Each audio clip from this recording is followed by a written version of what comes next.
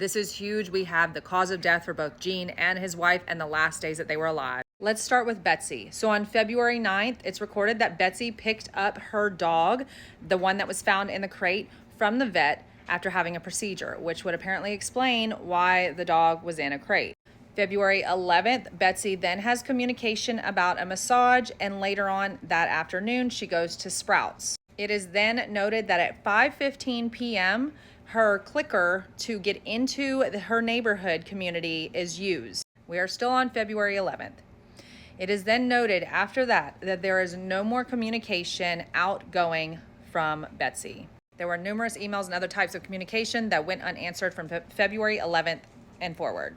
An autopsy was done, and it is determined that Betsy died from hantavirus pulmonary syndrome. Hantavirus, which we can talk about more in another video, is a virus spread from rodents. Now, the pills that were noted on scene were thyroid medication. They have nothing to do with Betsy's death. It is ruled as natural and on February 11th. Now on to Gene Hackman, because if you'll remember, we had originally heard that his pacemaker's activity was last seen on February 17th, meaning activity from his heart. So why in the world was Betsy dead on February 11th and Gene is still moving around the house?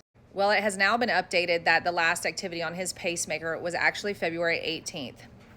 He had many heart issues and heart disease.